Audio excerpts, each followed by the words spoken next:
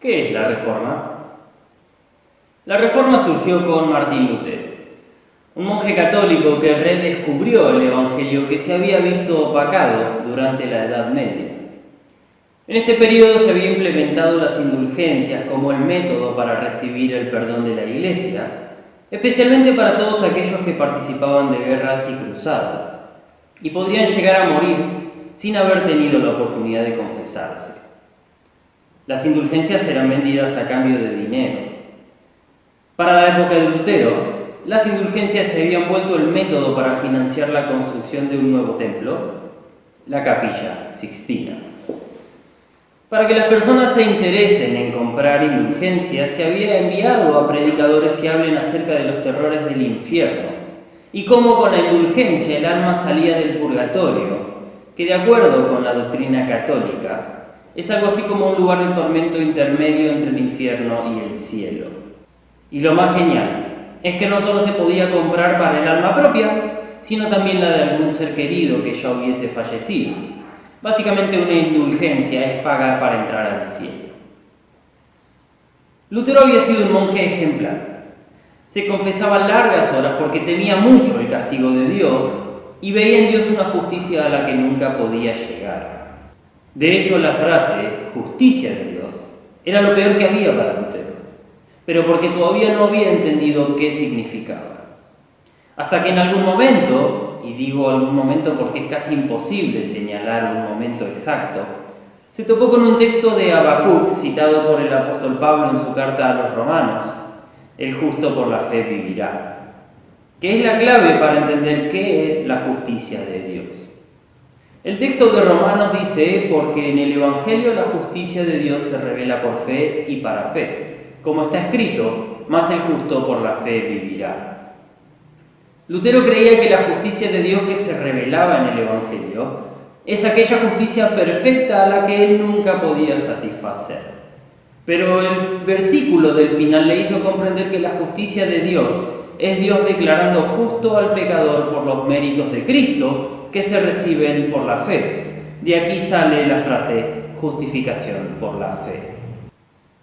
Con este descubrimiento, y al ver el abuso de las indulgencias por parte de la Iglesia, el 31 de octubre de 1517 publicó 95 tesis acerca de la determinación del valor de las indulgencias. Publicar es una forma de decir. Las clavó en la puerta de la iglesia del castillo de Wittenberg, ciudad donde él vivía por aquel entonces. Las tesis estaban escritas en latín, idioma que el pueblo no manejaba, por lo que estaba destinada a los teólogos entendidos. Él quería una discusión teológica y académica. Por otro lado, al buscar una discusión de este tipo, él muestra que no buscaba separarse de la iglesia. No buscaba crear algo nuevo, sino que él quería reformar la iglesia, quitar aquellas cosas que habían oscurecido el Evangelio y conservar todo aquello que fuese bueno, sano y útil. La ruptura terminó sucediendo por la negativa tanto de la Iglesia de Roma de corregir sus abusos, como de Lutero a retractarse de sus dichos, pero no porque él fuese un alemán cabeza dura, sino porque nadie pudo mostrarle con las Escrituras que estaba equivocado.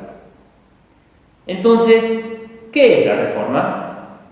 A diferencia de lo que a veces se piensa y de lo que vemos hoy en día con la aparición de tantas iglesias que surgieron a partir de la Reforma no es crear algo nuevo, sino que la Reforma es volver a la verdad. ¿Qué verdad? Que Cristo pagó por los pecados con su muerte en la cruz, y ese perdón es gratis por gracia y se obtiene por la fe sin ninguna obra que nosotros hagamos para merecerlo. ¿Ocurrió el 31 de octubre? No. Comenzó el 31 de octubre con la publicación de las 95 tesis clavadas en la puerta de la iglesia del castillo de Wittenberg. ¿La Reforma es un evento o un proceso? Ninguna de las dos. No es un evento puntual que sucedió una vez y chau. Tampoco es un proceso que empieza, se reforma y luego concluye. La Reforma es vida. Cada vez que nos alejamos de la verdad tenemos que volver a ella.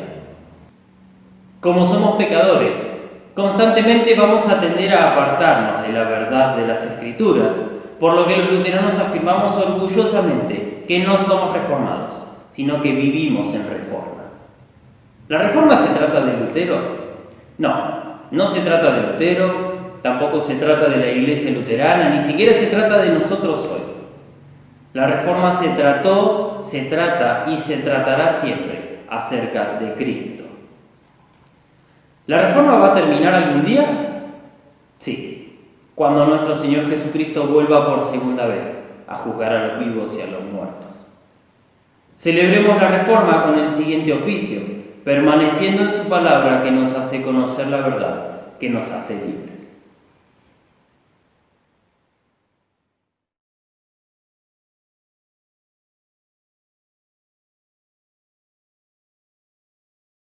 La luz de Cristo, la luz del Señor. Gracias a Dios, gracias a Dios, gracias a Dios, gracias a Dios, gracias a Dios, gracias a Dios, gracias a Dios, gracias a Dios. Luz radiante, luz de alegría, luz de gloria, Cristo Jesús, luz de gloria, Cristo Jesús. Luz radiante, luz de alegría, luz de gloria, Cristo Jesús, luz de gloria, Cristo Jesús.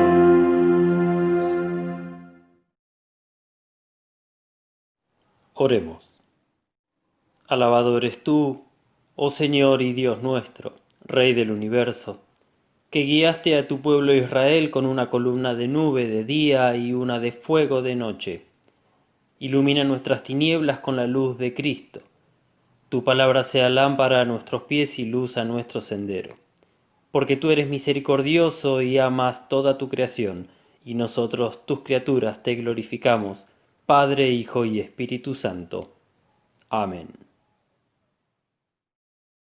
Suba mi oración delante de ti, como el incienso, el don de mis manos, como la ofrenda de la tarde.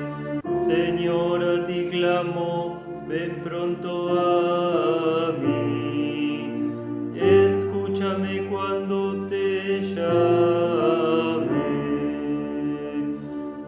Suba mi oración delante de ti, como el incienso, el don de mis manos, como la ofrenda de la tarde.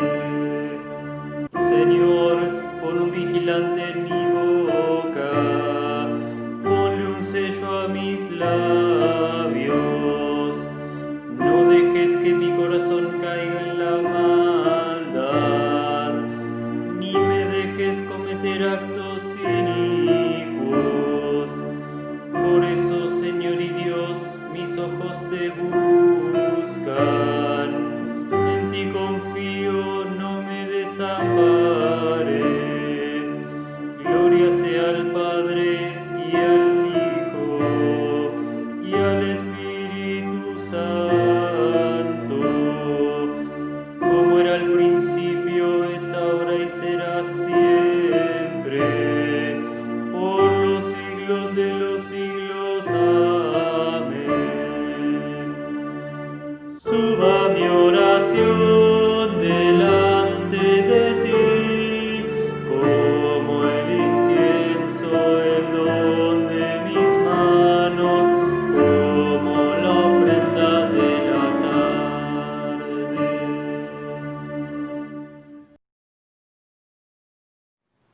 Oremos. Que el incienso de nuestra oración de arrepentimiento suba a ti, oh Señor, y que tu bondad descienda sobre nosotros, para que con mentes purificadas podamos cantar tus alabanzas con la Iglesia en la tierra y con toda la corte celestial y podamos alabarte por siempre jamás. Amén.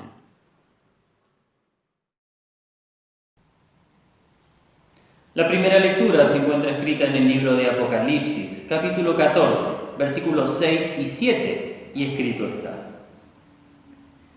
Luego vi otro ángel, el cual volaba en medio del cielo. Tenía el Evangelio eterno para predicarlo a los habitantes de la tierra, es decir, a toda nación, raza, lengua y pueblo. Ese ángel decía con voz fuerte: teman a Dios y denle gloria, porque la hora de su juicio ha llegado. Adoren al que hizo el cielo y la tierra, el mar y los manantiales de agua. Señor, ten piedad de nosotros. Demos gracias a Dios. La lectura de la epístola se encuentra escrita por el apóstol Pablo a los romanos en el capítulo 3, versículos 19 hasta el 28, y escrito está: Pero sabemos que todo lo que dice la ley se lo dice a los que están bajo la ley, para que todos callen y caigan bajo el juicio de Dios, ya que nadie será justificado delante de Dios por hacer las cosas que la ley exige, pues la ley sirve para reconocer el pecado. Pero ahora, aparte de la ley, se ha manifestado la justicia de Dios, y de ello dan testimonio la ley y los profetas. La justicia de Dios por medio de la fe en Jesucristo es para todos los que creen en Él, pues no hay diferencia alguna, por cuanto todos pecaron y están destituidos de la gloria de Dios, pero son justificados gratuitamente por su gracia, mediante la redención que proveyó Cristo Jesús, a quien Dios puso como sacrificio de expiación por medio de la fe en su sangre. Esto lo hizo Dios para manifestar su justicia, pues en su paciencia ha pasado por alto los pecados pasados, para manifestar su justicia en este tiempo, a fin de que Él sea el justo y al mismo tiempo el que justifica al que tiene fe en Jesús. Entonces, ¿dónde está la jactancia? Queda excluida. ¿Por cuál ley? ¿Por la de las obras? No, sino por la ley de la fe. Por lo tanto, llegamos a la conclusión de que el hombre es justificado por la fe sin las obras de la ley. Señor, ten piedad de nosotros. Demos gracias a Dios. La lectura del Evangelio se encuentra escrita según San Juan, capítulo 8, versículos 31 hasta el 36, y escrito está: Entonces Jesús dijo a los judíos que habían creído en Él: Si ustedes permanecen en mi palabra, serán verdaderamente mis discípulos, y conocerán la verdad, y la verdad los hará libres. Le respondieron: Nosotros somos descendientes de Abraham y jamás hemos sido esclavos de nadie. ¿Cómo puedes decir ustedes serán libres? Jesús les respondió: de cierto les digo, que todo aquel que comete pecado, esclavo es del pecado. Y el esclavo no se queda en la casa para siempre, el Hijo sí se queda para siempre. Así que si el Hijo los liberta, serán verdaderamente libres. Dios, que muchas veces y de distintas maneras habló en otros tiempos a nuestros padres por medio de los profetas, en estos días finales nos ha hablado por medio del Hijo.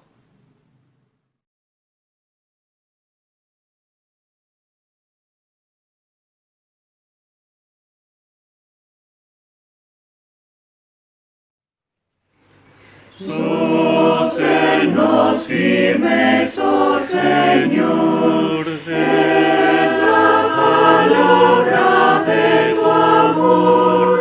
Refrena los que en su maldad tu reino quieren derribar.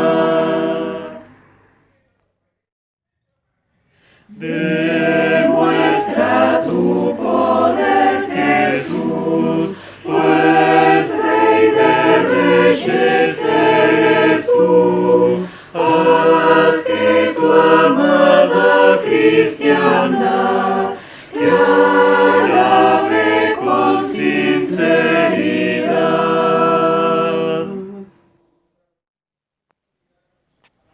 Oh Santo Espíritu de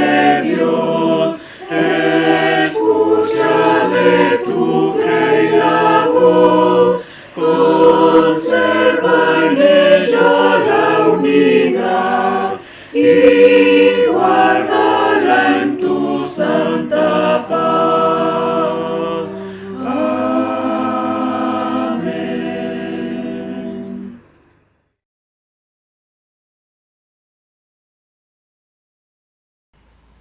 Gracia y paz de nuestro Señor Jesucristo sean con ustedes ahora y siempre.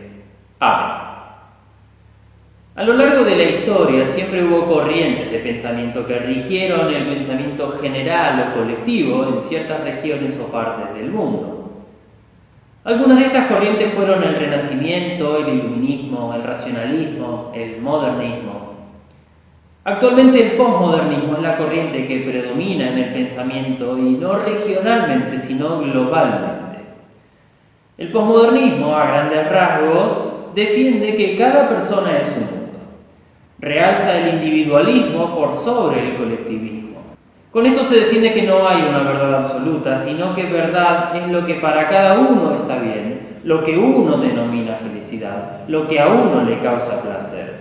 Es decir, que la verdad es libre. Esa es tu verdad y nadie puede negar su validez porque cada persona es un mundo.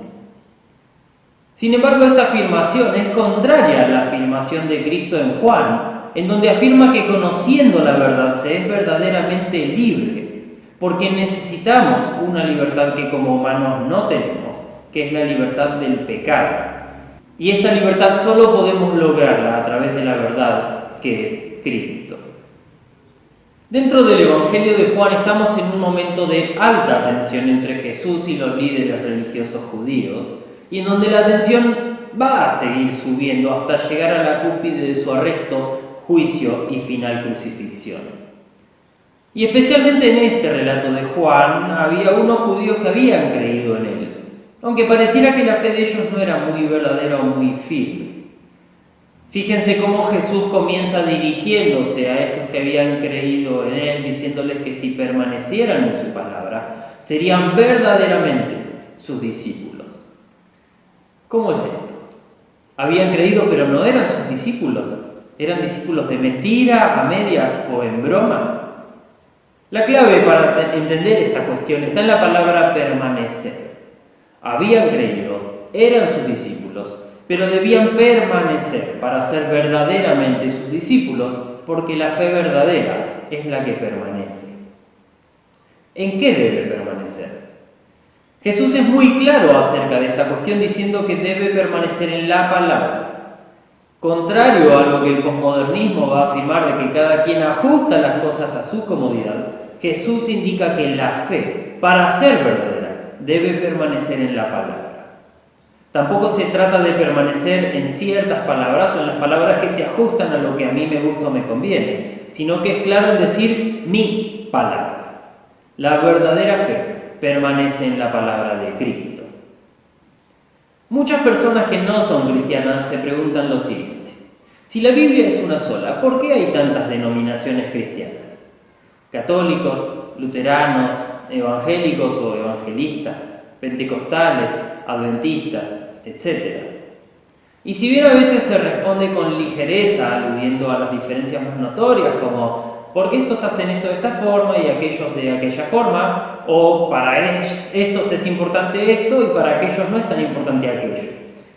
Es una pregunta recontra válida igual, si se lo contrasta con la afirmación de Jesús. Si permanecieran en mi palabra, serán verdaderamente mis discípulos. ¿Hay más de una forma de permanecer en su palabra? Para responder esto hay que avanzar un poco más en lo que dice Jesús. Si permanecieran en mi palabra, serían verdaderamente mis discípulos, dijo Jesús, y continúa, y conocerán la verdad, y la verdad los hará libres. Quien permanece en su palabra conoce la verdad. Jesús no habla de múltiples verdades, bien a lo posmodernista, sino que habla de la verdad. La verdad es una sola. Por lo tanto, no hay más de una forma de permanecer en su palabra, porque su palabra revela una única verdad, no varias verdades.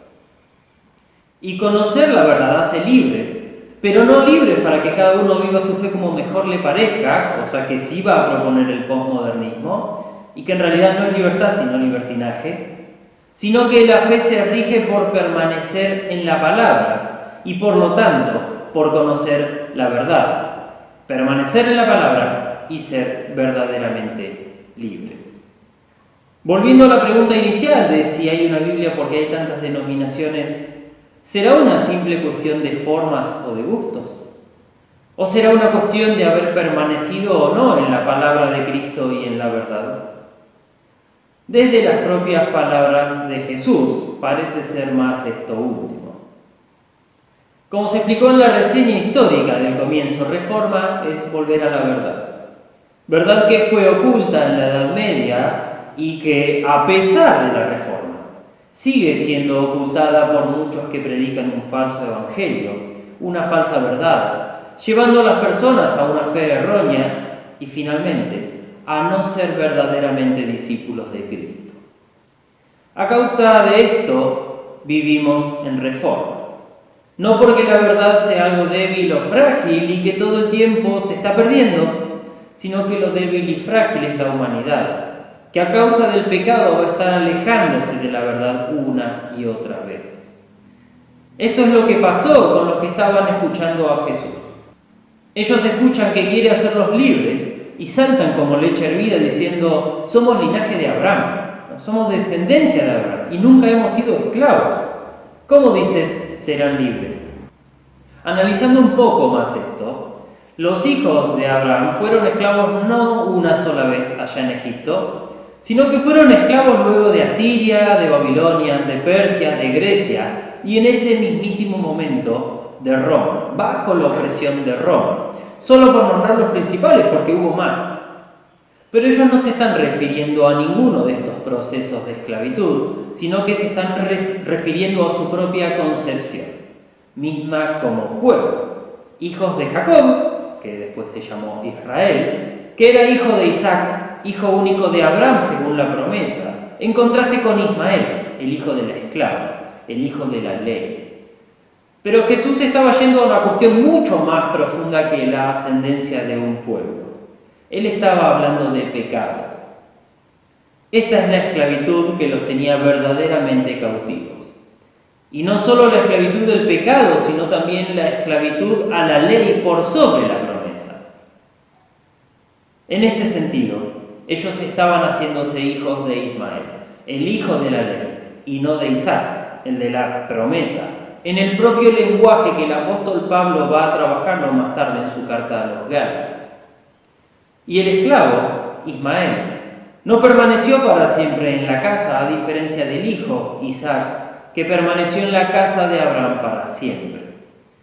Por lo tanto, quien es esclavo de la ley y del pecado no permanece, sino que permanecen los que permanecen en su palabra, que los hace discípulos verdaderos y nos hace conocer la verdad que es Cristo. Y esta verdad nos hace verdaderamente libres. ¿Cuántas veces, sin embargo, se confunde esta libertad con libertinaje? A veces se la confunde creyendo lo mismo que creían los que escucharon las palabras de Jesús. No necesito ser liberado. No necesito la religión, no necesito la iglesia, no necesito escuchar la palabra de Dios. No necesito ir a la iglesia para vivir mi fe y ser verdaderamente un discípulo. A veces se la confunde para volver a la esclavitud de la ley, creyendo que la verdadera religión es una serie de normas, de cláusulas éticas y morales a cumplir, y que quienes la cumplen son verdaderamente sus discípulos, verdaderamente la iglesia. Con esto estaríamos negando nuestra necesidad de perdón, creyendo que podemos liberarnos nosotros mismos a través de las obras. A veces se la confunde creyendo que, pasando de ser esclavos a ser libres, nos volvemos señores. Y creemos que tenemos potestad sobre estas palabras y hacemos que diga lo que yo quiero que diga. Y si dice algo que yo no quiero que diga, la reinterpreto para tener la verdad, pero a fin de cuentas es una falsa verdad, como negar el bautismo de infantes, negar la presencia real en la Santa Cena, negar la justificación por sola fe, negar los credos, negar la liturgia, etc. Esto es ponernos por señores e inventar una falsa verdad para permanecer en la esclavitud del pecado a través de la mentira. Necesitamos arrepentirnos y dejar hablar a la palabra de Cristo, que nos convence de que somos esclavos, para hacernos conocer la verdad y hacernos verdaderamente libres. Cristo dijo: yo soy el camino, la verdad y la vida. Nadie viene al Padre sino por mí.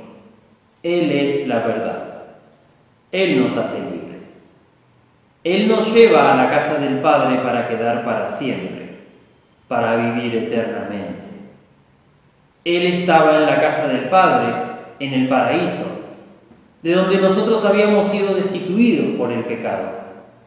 Pero Él tuvo a bien venir al mundo por amor de nosotros, y no para juzgarnos, sino para salvarnos. Él es el libre, que se entregó para ser tratado como esclavo, a fin de que nosotros fuésemos hechos libres a través de su cautiverio.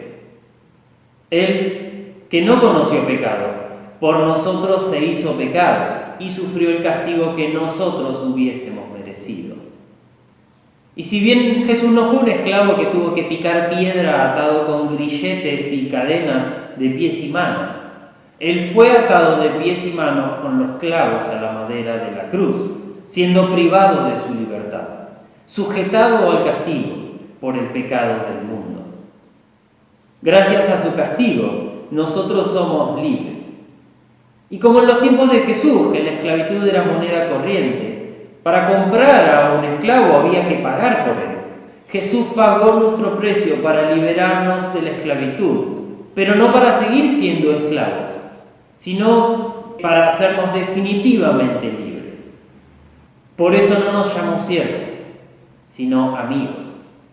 Como de forma excelente lo explica Lutero en el Catecismo: Jesús es mi Señor, que me ha redimido a mi hombre perdido y condenado, no con oro o plata, sino con su santa y preciosa sangre, y con su inocente pasión y muerte, para que yo sea suyo, y viva bajo él en su reino.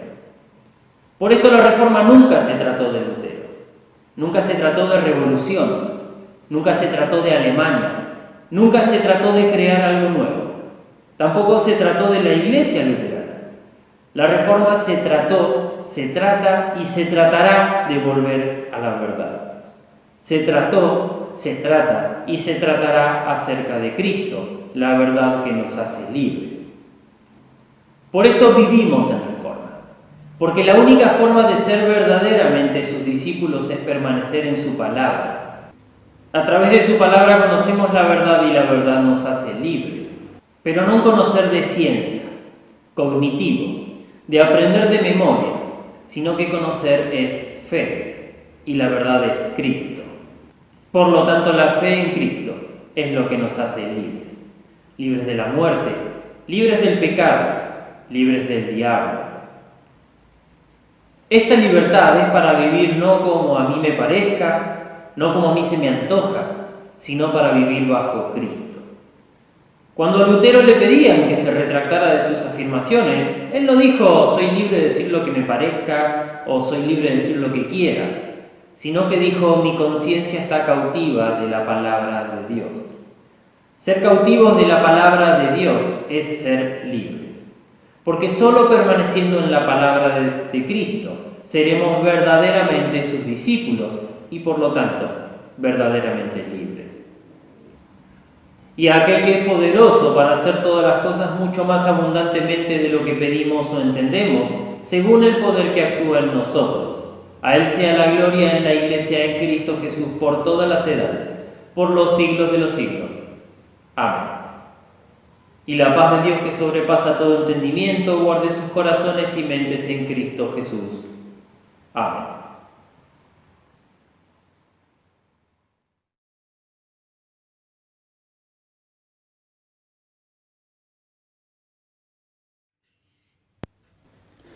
Castillo fuerte es nuestro Dios, defensa y buen escudo.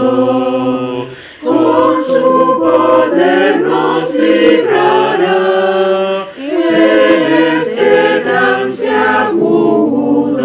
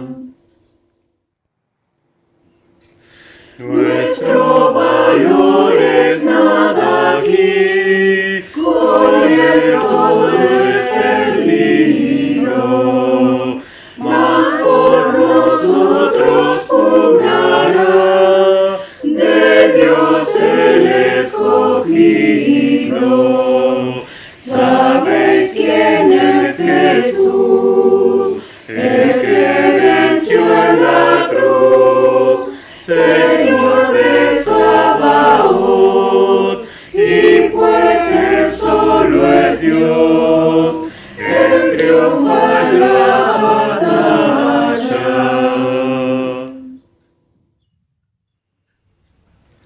Aun si están demonios mil, prontos a devorarnos, no temeremos porque Dios sabrá aún prosperarnos, que muestre su vigor, Satán y su furor, dañarnos no podrá, pues condenado es ya por la palabra santa.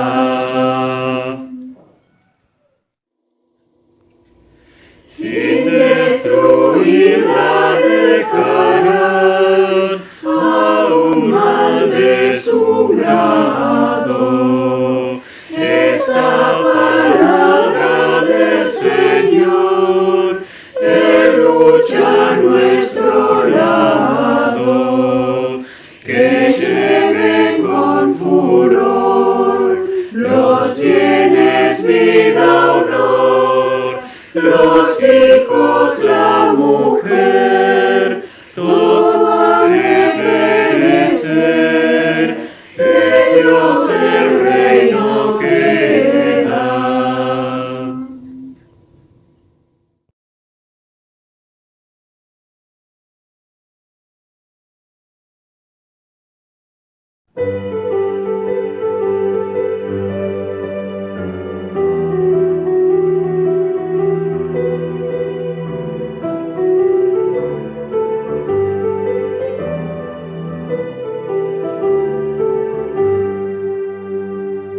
Mi alma glorifica al Señor mi Dios, gózase mi espíritu en mi Salvador. Él es mi alegría, es mi plenitud, Él es todo para mí. Ha mirado la bajeza de su sierva, muy dichosa me dirán todos los pueblos, porque en mí ha hecho grandes maravillas, el que todo puede y cuyo nombre es santo. Mi alma glorifica al Señor mi Dios, gózase mi espíritu en mi Salvador. Él es mi alegría, es mi plenitud, Él es todo para mí. Su clemencia se derrama por los siglos sobre aquellos que le temen y le aman. Desplegó el gran poder de su derecha, dispersó a los que piensan que son algo.